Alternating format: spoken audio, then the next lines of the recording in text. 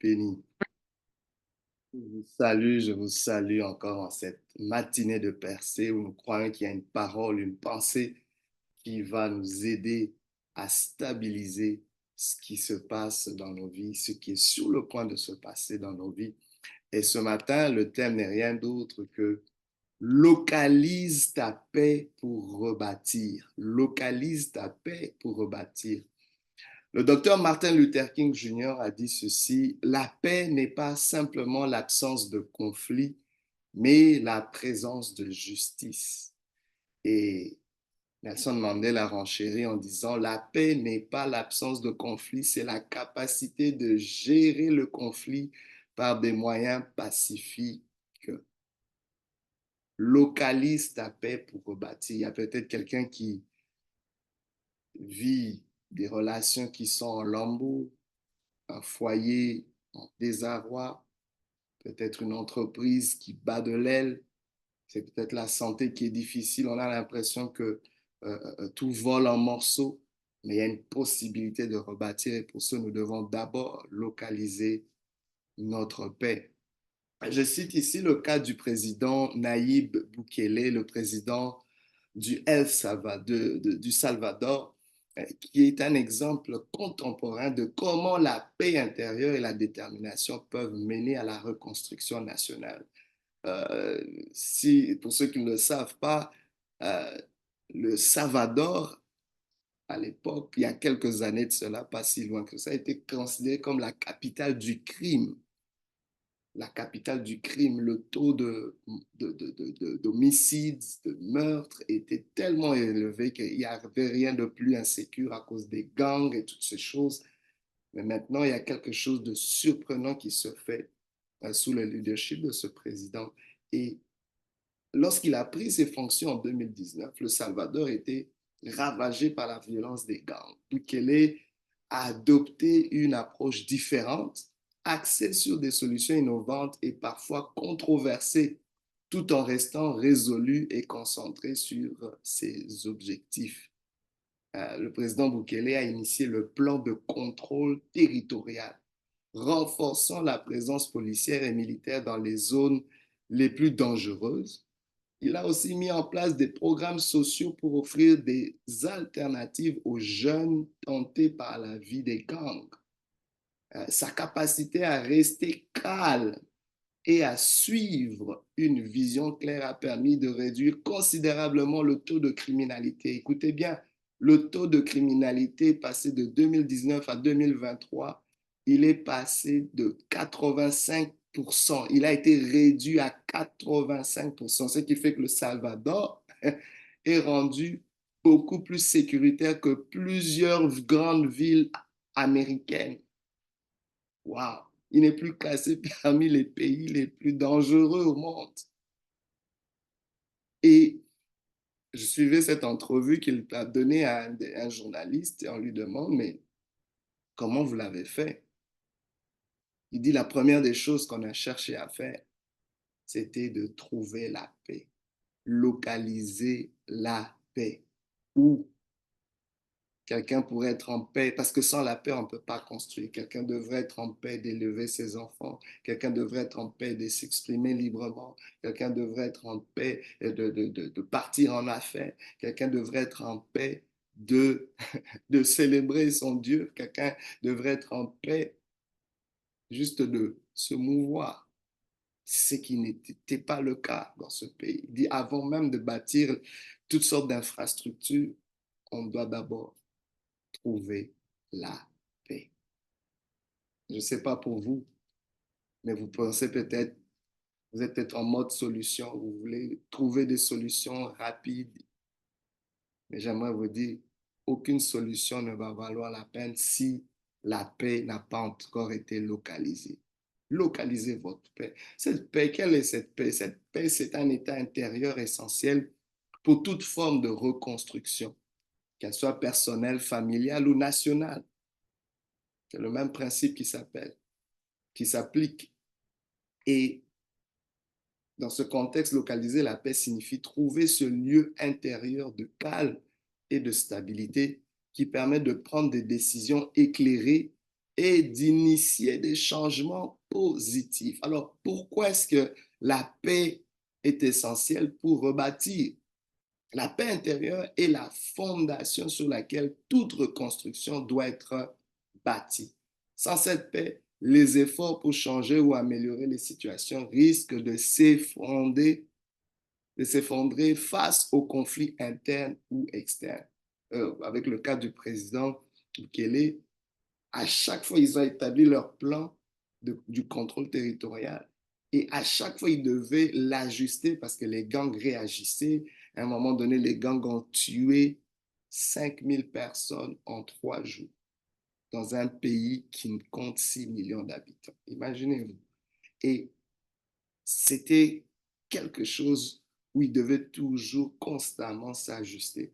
Il a dû doubler toutes les ressources qu'on donnait aux policiers et ainsi de suite.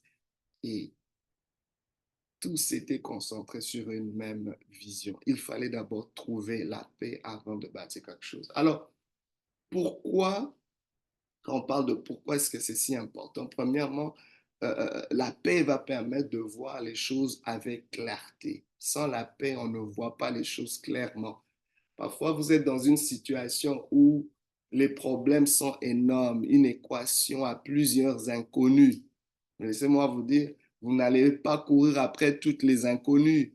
Ça va prendre de commencer par une inconnue, mais sans la paix, vous ne pourrez pas localiser l'inconnu qui doit être votre priorité dans cette équation.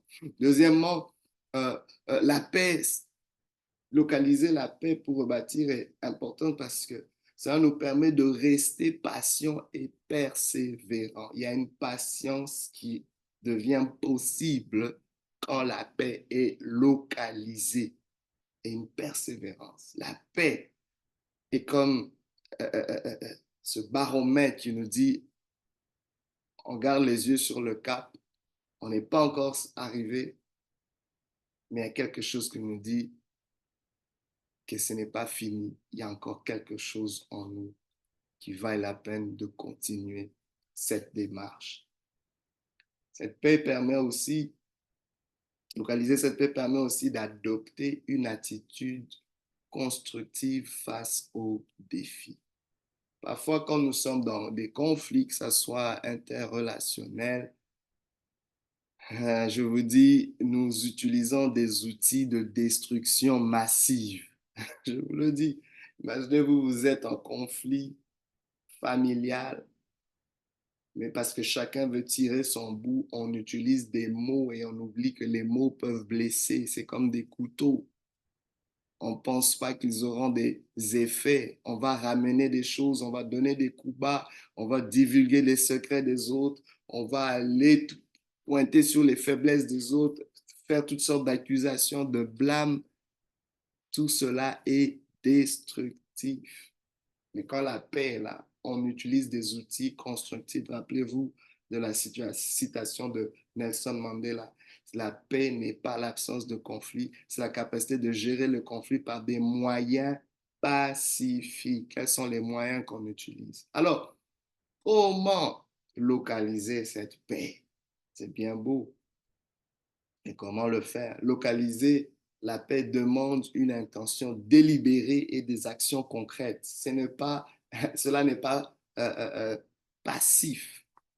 Voyez? Alors, voici quelques étapes pour y parvenir. Et la liste n'est pas exhaustive.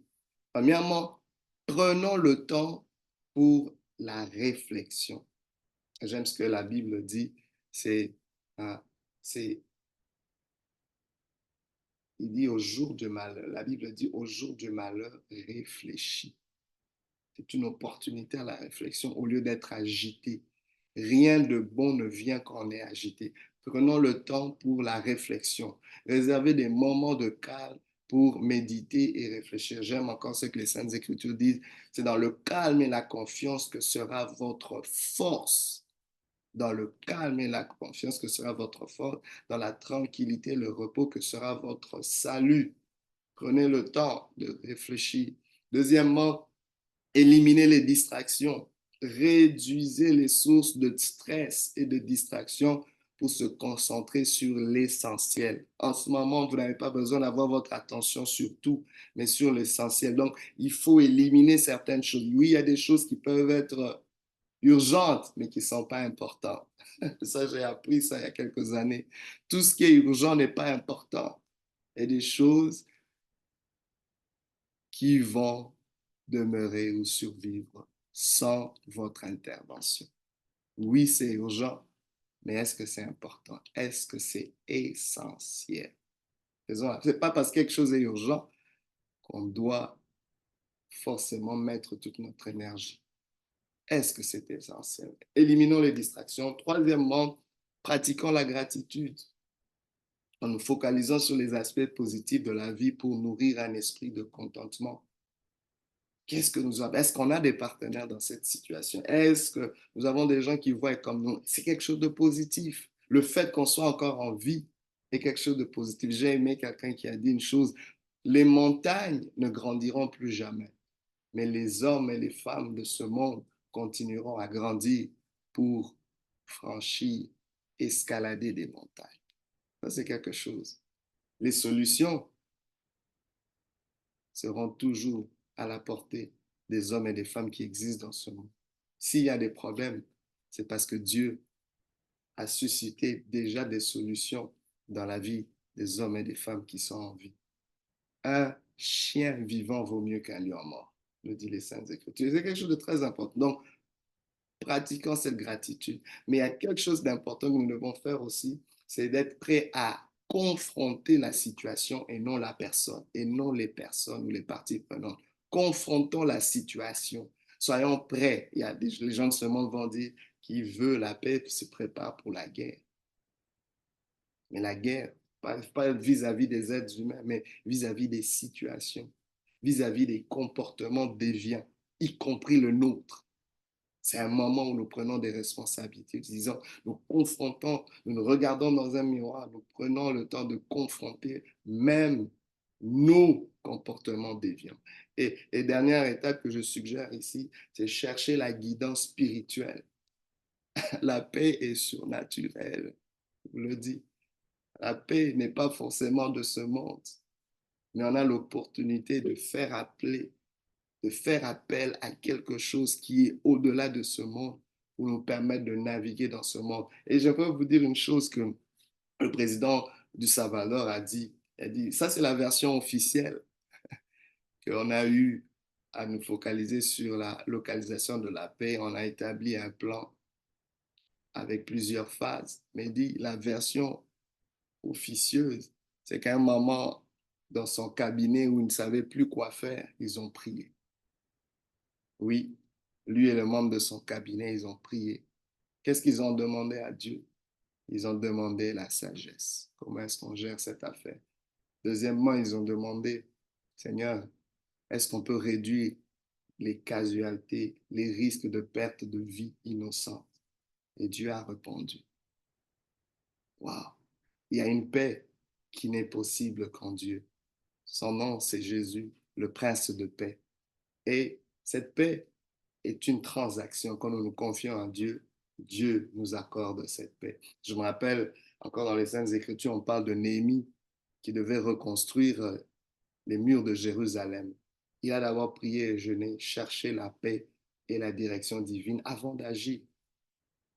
Très important pour nous de comprendre cela. Pour terminer, j'aimerais vous dire, vous citer ceci, euh, c'est que quelque chose qui m'a beaucoup touché aussi, cette citation qui vient encore nous encourager à localiser la paix avant de reconstruire quoi que ce soit. Mahatma Gandhi a dit ceci, la paix commence par un sourire. Comme je souris maintenant là, c'est déjà une source de paix. Aujourd'hui, quelqu'un a besoin de retrouver son sourire. Il y a une paix qui n'est jamais loin de toute joie que tu ressens.